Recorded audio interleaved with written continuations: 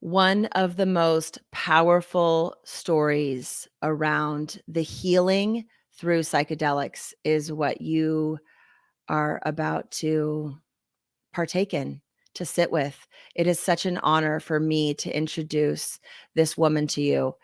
Jo came to our retreat last month. I met her via phone 2 months prior. Her journey is painful and beautiful and incredible, and it is an honor to have her on. She's using an alias today to protect, because this world still isn't ready for all of it. And you know that out there, that we are working through the stigma, and her taking this next step to share her story is going to be enough. It's enough. So thank you today for being here. And let me welcome Miss Jo to the stage. Hello, hello. Hello. I'm so excited to have you today. Thank you. So am I. I'm a little nervous because I've not done this before, and but I'm so comfortable with you and the experience that we've shared, and I'm just ready. I'm ready too. It takes a lot of courage for people to share their story and to be open and vulnerable. And I believe that's where a lot of this healing can happen. And I know by you being here today, someone's life is going to forever change. By you sharing what you're about to share, their life is going to be forever better.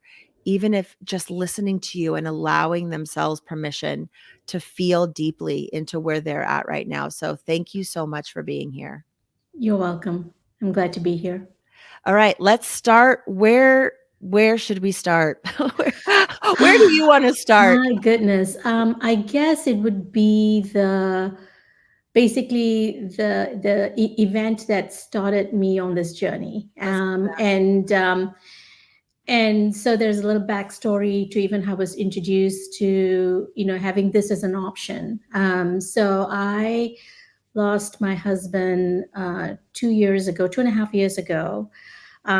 He essentially, we believe, or I believe, went to the mountains to end his life. I said goodbye to him one morning. I thought he was going to work, and I didn't hear back from him.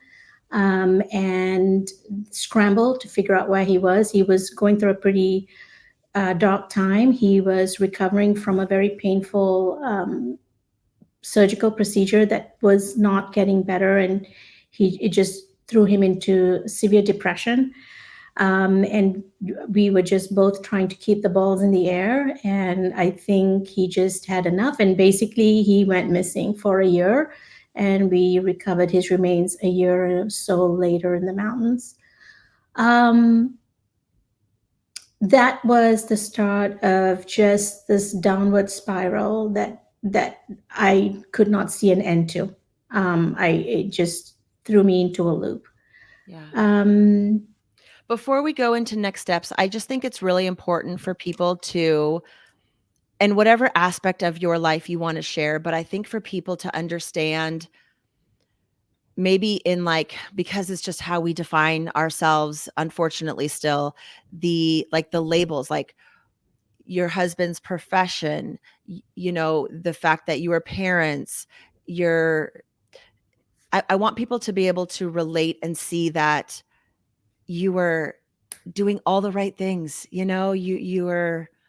Is there anything along just that kind of that background story about your coming together, your life, that you want to share that could help someone out there understand, like, how he would even get to that place? it's just life, the things that happen in life that we sort of just account as part of life. It's actually contributing to daily burdens that go unrecognized and unfelt, and it just adds up into this one big ball. We say things like, this is, just toughen up, deal with it. This is just, part of life. And there is perceived weakness when you take a moment to sort of just say, this is a lot. We prevent, we almost create this environment where it's a stigma to reach out.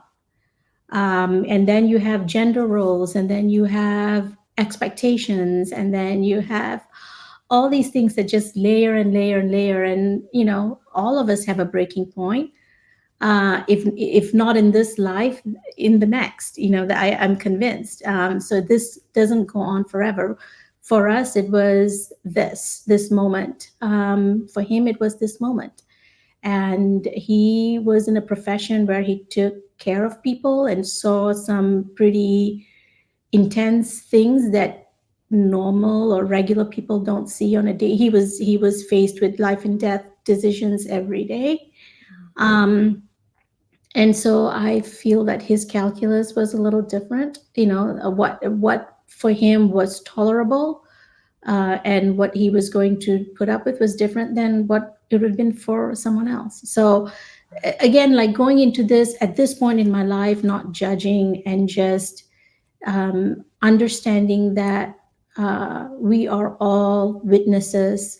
As I want to say, right, Ram Dass said, the moment we can recognize that we're all witnesses in someone else's act and not the main character, life gets infinitely less complicated, right? And so for me, like, it's been trying to get to that place in my heart and less in my head.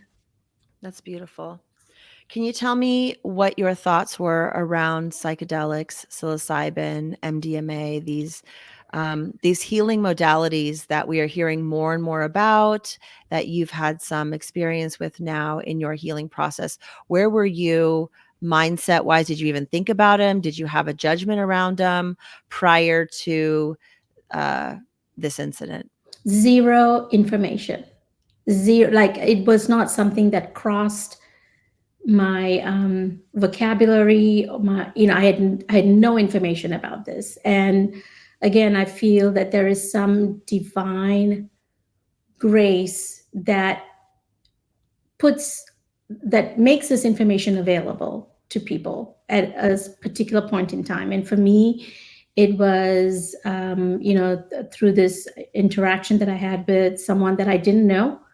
And we started talking, and he shared how this, because I was basically saying, like, I'm in a state, but I do not want to go down the path of pharmaceutical drugs to deal with my anxiety, depression, and so on and so forth. And he basically uh, talked to me about something that helped his family member. And I was curious. I'm like, wow, this is interesting.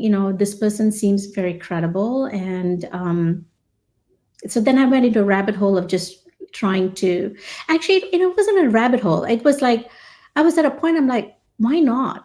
Like, what's the harm? And at least for me to, like, get the information. And it was just taking, like, one small step in front of the other. So it wasn't like trying to say, like, I'm going to schedule and do this, go down this path. It was like, what information can I get next?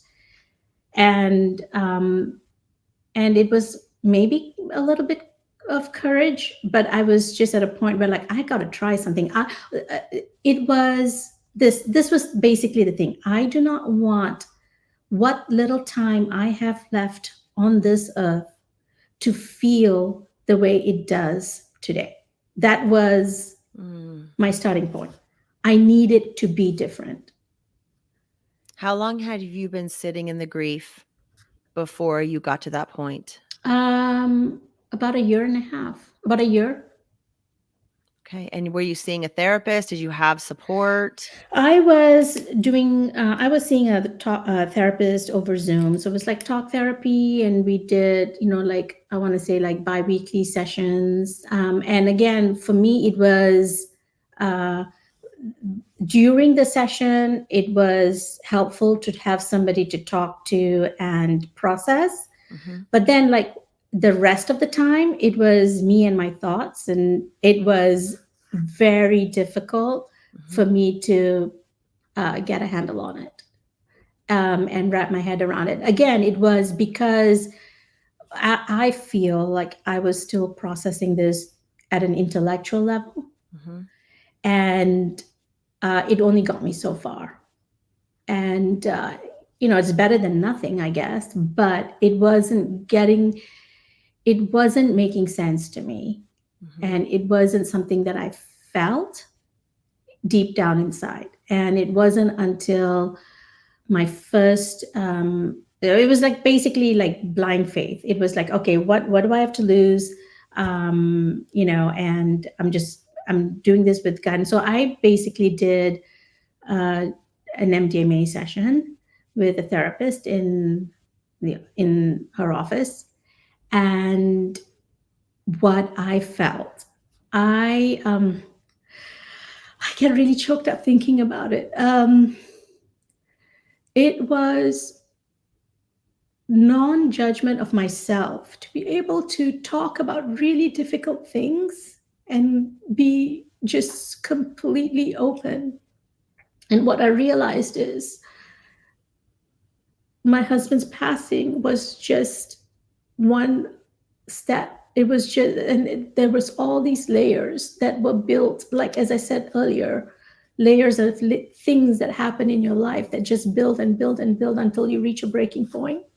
And I had to go and face those layers in order to come to find, just lightness. And that was the work. Yeah. It was dealing with difficult things, going back to my childhood.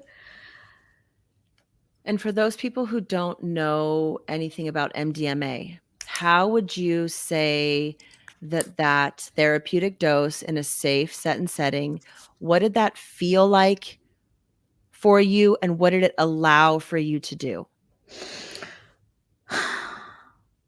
It was, I sort of just felt myself go from a very, it wasn't like I wasn't aware. I was fully aware of everything that was going on, but I almost felt that the anxiety that was deep inside, and this voice that was inside me stopped. Mm, And so it was, I was able to just have a conversation about really difficult things without this constant chatter in my head saying, judging me the entire time. And really either just saying, uh, are you to blame? What part did you play in this? And, were you worthy for this? Or, all the things that basically your mind steps in to try and protect you. mhm. But it was, just so maladaptive at that point. And I just need the chatter stopped so I could really go deal with difficult things. And it was just this feeling of oneness with myself for that period of time. And no, and I think that the catalyst is I was able to feel versus have it be an intellectual experience. I Mhm, finally understood what feeling love for myself mhm. was about versus the intellectually saying to myself, what loving yourself is about. Yeah. Thank you. And for anyone out there interested, there's a ton of research around MDMA.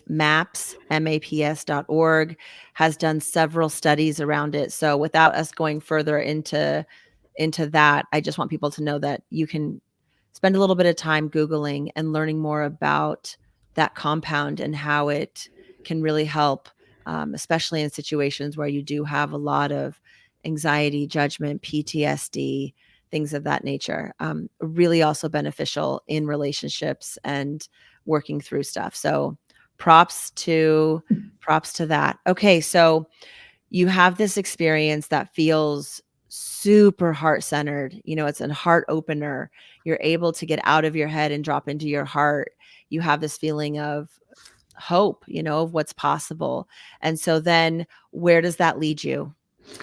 It just opened the door for me for this, like I knew what I wanted. I knew what I want and what I needed to feel, and it was just essentially, I think like we say, we got to do the work, we got to do the work, and it's like what is the work? Mhm. And it was uh, going down that path of figuring that out. And what I realized, it's just to be, and that is a simple statement, but so difficult to live day to day, because you're always busy being something for somebody or doing something. Or so it's all these expectations and attachments and clinging, and you just realize that you know it, I know it sounds cliche, but honestly, it's like removing the layers of dust that has settled in your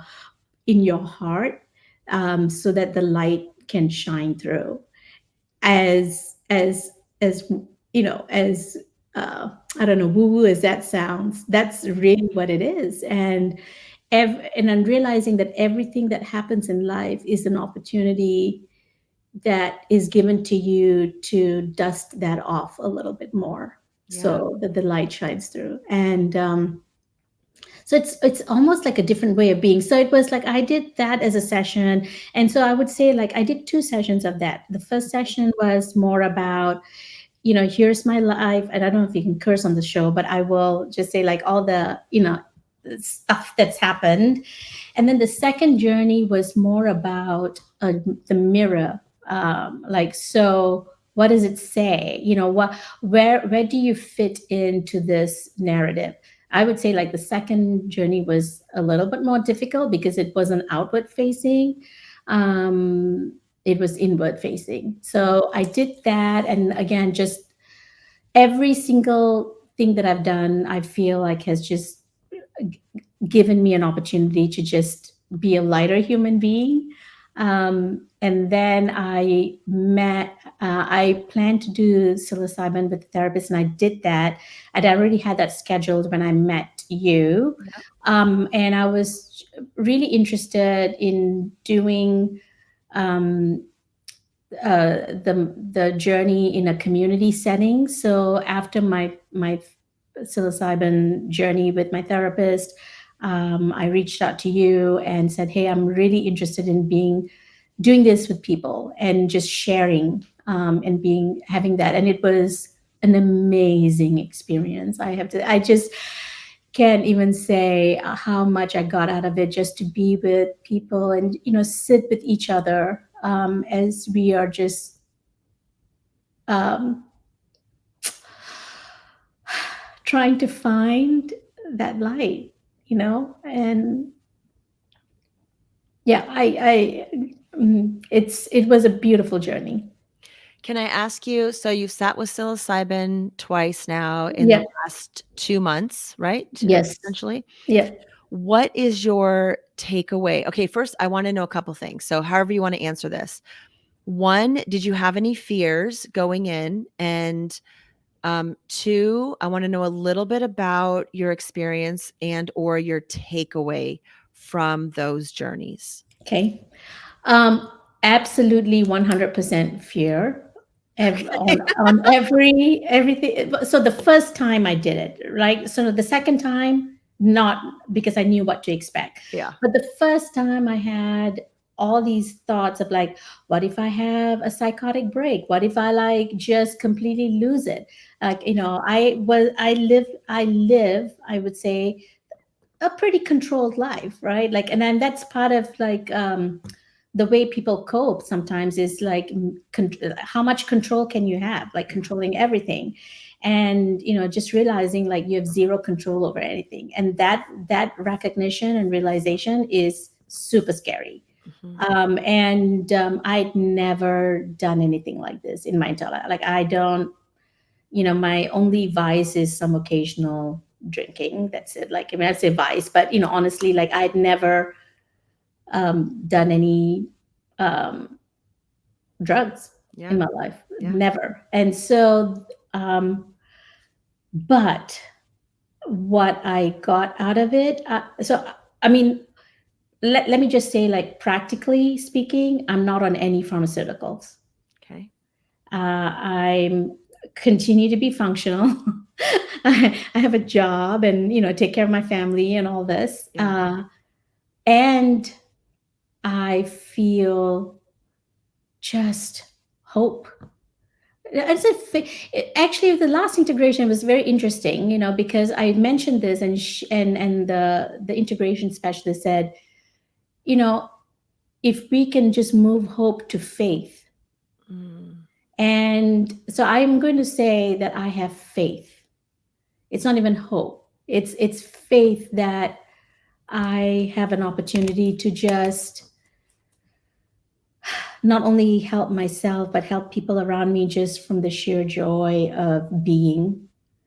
And just I'm still have grief over my losing my husband, and I still feel the pain of losing him, but it's a pain that is from a place of love versus a place of loss. mm, And so and looking back at all my experiences in my life from that space, and it's liberating to some extent.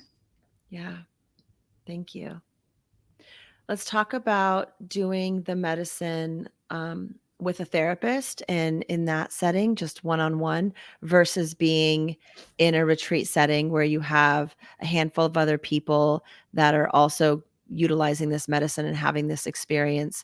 What would you say the differences were for you? Um, I, Obviously, with the therapist, it was like a one-on-one, and so there was just this opportunity to really delve into the difficult topics. And so when you are in this space where your ego is sort of taking a break, Mhm, and you're able to just be very open, you're very open, and you're talking about, and it's amazing how much that actually comes out. It's what I am just so fascinated by is how much we actually filter in our lives on a day-to-day basis. mhm, And there's no hiding. And so again, if we're seeking this and we're ready for this unsaid challenge, but this experience, then be prepared to just basically say, I'm not hiding. mhm. I'm coming out of the hole, and I'm ready to, the light. But just think about it, like when you're in darkness, and you first see light, you're just basically just disoriented.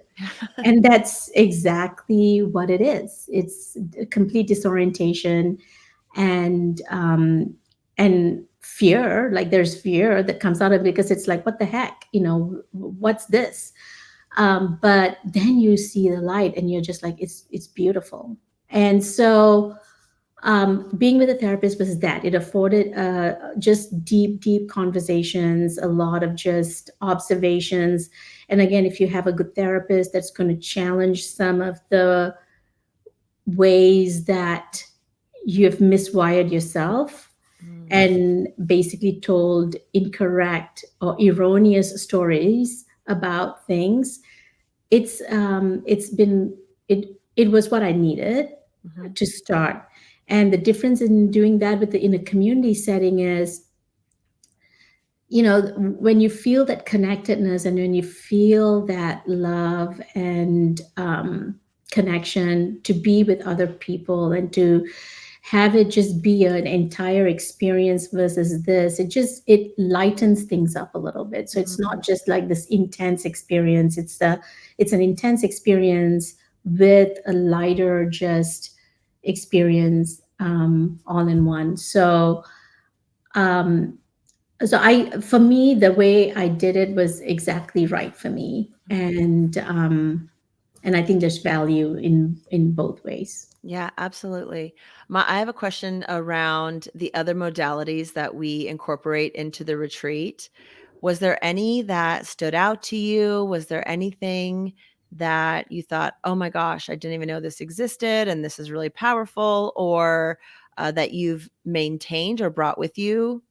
Well, the deep breath work, that was something that was new. I mean, started doing breath work just, by myself, and but doing the deep breath work, the guided meditation that you did was uh, quite intense. And I sort of again understood, like, do what is needed, where you need to be in order to be able to really experience that. And then what the other one that just completely blew my mind was the sound healing. I just thought, okay, what's the, I mean, I go into this with some level of skepticism, right? So I'm just going to be honest. Yeah. Yeah, every single thing, it's like, okay, I'll just do it, just to experience it. But how different can it be? Like, I'll just go bang on some gongs by myself or something. And that was almost as I don't know, so uplifting. And so I felt my body respond to it in ways that I didn't think it would. And so I just knew after that, like, there's something to this. Mm. And again, it's like we're everything works if you just trust it. Like, you're going to get something out of everything that's in front of you if you just trust it. Yeah. If it's from the earth, if it's from nature. And Yeah, so I'm just so grateful that the universe connected us and pointed you in my direction, and I guess me in yours. And so Yeah. I'm richer for it. Yeah, I'm super grateful too. Your ability to share, your ability to be open and vulnerable around your story. There are so many people that are hurting that just have so much fear and stigma around psychedelics, and you coming out and taking that next step to share your story and to share how this has really been pivotal for you, having been in therapy and using the traditional model, um, and seeing how this is like a fast forward button into being able to really work with yourself and what has transpired in your life. How are you today? How are you feeling today? We're about a month out from the retreat, and where are you today? Where's your mindset? How are you feeling about your life? So I would say, I think the gift that this gave me or gives me, is emotional regulation to some extent. Mm, Meaning, it's not like, you're still going to go through ups and downs, and it's still going to be really difficult to go through the day, but it's not as extended period of suffering. And again, it's like being able to get from the point of suffering to just feeling the pain, and having it just be a little bit more compressed. And being able to just kind of lift up and look at the sky and just say, you know we're here for a limited amount of time, and we have a choice on how we choose to experience it. And I'm able to just get back to just like perspective. It is so easy to lose perspective, and I struggle with it every day. But I think the medicine just opens up the capacity in your heart and in your head to be able to get back to that place. It doesn't numb it. And I think this is where, because I've seen what pharmaceuticals can do, it numbs the pain, and the medicine shines a light on the pain. And by doing that, it frees you versus leaving you stuck and having your heart just gather more and more dust. mm. It's beautifully said. I agree. It helps us find the root. It helps us have some forgiveness, some love, some grace for all of it, for all of it, like all this, our own personal lives collectively as a humanity. And I'm so incredibly grateful to be a part of this movement, to wake people up to the truth, to have people who have never thought about this start to think about it, or to have people who are so afraid or had so much stigma around it have their heart change and turn a little bit. And even if they don't choose it for themselves, that they would be supportive of others choosing it for themselves, so we don't have to sit in this suffering. It's it's just not okay anymore. I'm over it. I'm done. A little bit of suffering, I understand, like, okay, there's lessons and we can learn, and but when you've sat in it for months or years, it's like, when It's is enough enough? That's, I think, the point, because again, like the what you hear from society is that, just, again, be tough, get through this, don't you can listen to do self-help your Mhm. way through this, yes, some of us just don't know what that is. Like, again, read all the self-help books you want. Some, it might work for some folks, but for me, I needed to feel it Mhm. before I could see it. Yeah. And so this medicine helped me feel it, so I know what my baseline should be, like how I should feel all the time, because that's just, part of life. Yeah. Yeah. We've totally programmed ourselves to not even be at a baseline. Like, what even is a human baseline? We don't even I don't think we even really fully understand what our actual baseline is supposed to be. And so how do we even evolve when we're so down in the dark? Yeah, and I just wish, I just hope that folks don't judge, like it's not a sign of weakness to say, I need some help to sort of feel. Again, because you just don't know what the layers of dust in somebody's heart has done, and what that is looks like. It could be a light dusting, but it's enough for that heart. Like, I'm just like using this analogy, and I know that it sounds No, it's a great. little crazy, but it's again, um, it's a tool, and there should really be no judgment about it, because we don't judge people that numb their pain with other ways, like drugs or alcohol or sex or whatever else, and yet we're just so rushed to judgment about seeking help in this way, and I don't understand it. I think it's wrong. Yeah, well, I think that's just all the propaganda, that we were told, like, as a kid. I know for me, there was I didn't do anything as a kid. I was, up until 37, like, pretty darn clean. I barely even drank alcohol. And so there was just so much fear put into us. There was so many lies. I mean, ultimately, and I think it's unfortunate that we need to wake up to, maybe why that is. And that's maybe a discussion for another day, because these medicines bring us back to our heart. And that's one of the themes that you have continued to say. It's like, we have checked out of our hearts. We are not heart coherent. Our mind and our hearts have not been in alignment. We're creating so much suffering in this world through our professions, in our homes, within ourselves, how we feel about ourselves when we're by ourselves. And I think the earth is giving us an opportunity. It's been here all along. Maybe it always knew, humans are going to lose their way. So let me just add something here to help them, like, come home to themselves, but you can have this beautiful 4 to 6 hour journey with psilocybin and come back into that heart, back into the feeling. I tell people it's an emotional process more than anything else. You're not going to see monsters. You're not going to not know who you are.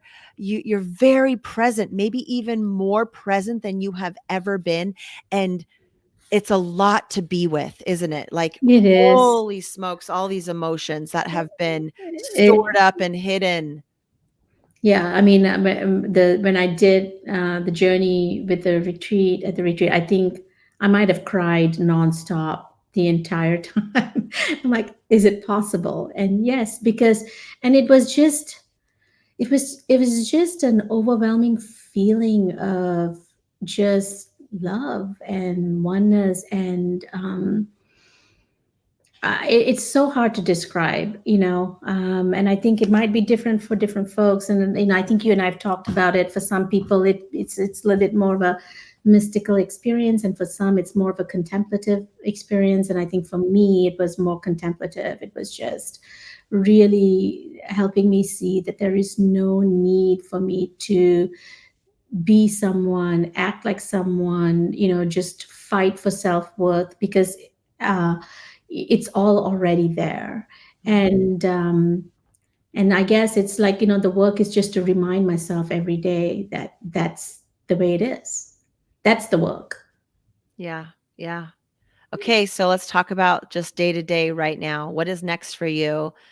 What is the work? What are you working on right now? Now that we're a couple months out from all of these experiences combined, like how are you approaching each day now maybe differently than you were before? Well, one thing is definitely having time to set aside to, and I say self care because that's kind of like a big, just like a umbrella, but it's really like a little time for a little solitude and self reflection every day. And it could be either, sitting in bed and just, being quiet, or I have a meditative practice that I do in the morning where I just really just take like it, even if it's like 15 minutes.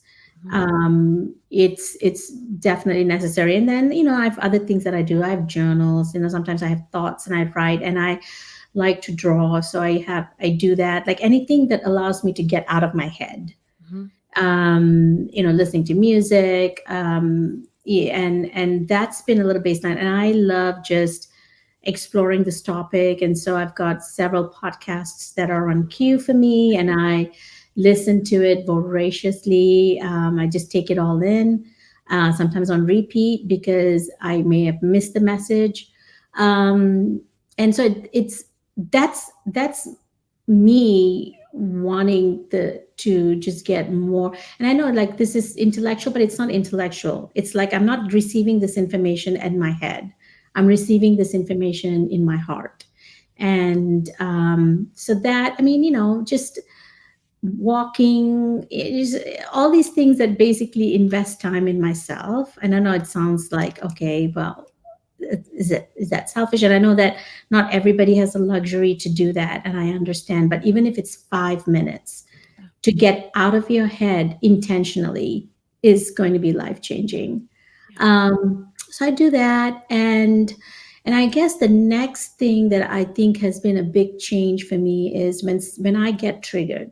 Life triggers you. The person on the road can cut you off. Like, I had somebody just tailgate me today, and I'm like, what's wrong with this person, right? But it's like all those moments, life gives you the opportunity every single day to react. And when you're reacting, it is the best time to basically ask the question, why am I reacting? Mhm. And make it less about the external and more about the internal. And then basically saying, do I have a choice to, can I not react to this? Mhm. And relax into it, which is Michael Singer's,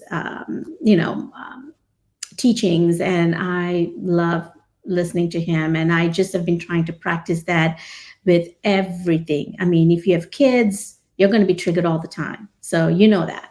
Yeah. And that's on a constant basis. And it's really living life less from a reactionary place and more in just a present place.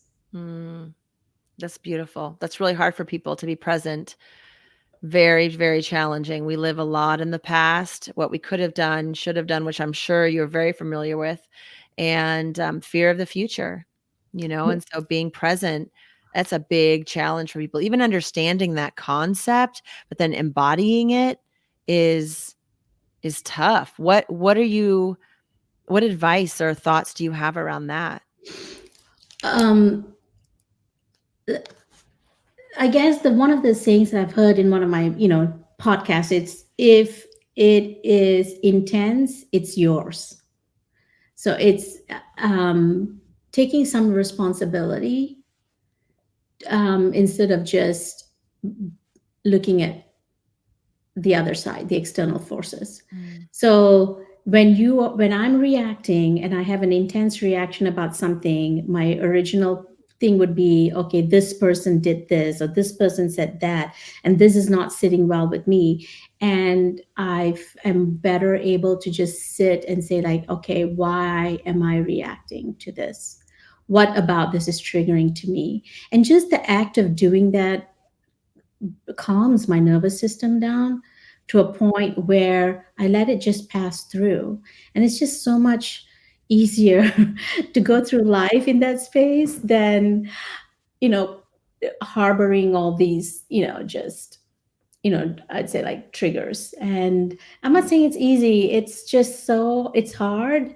But the fact that I am able to actually go through this exercise and be able to like recognize this and have some self is such a gift. Like I feel like this is where the gift that the medicine gives is this. Mhm. It gets you to just try to get back to your heart center as best as possible. It's lovely.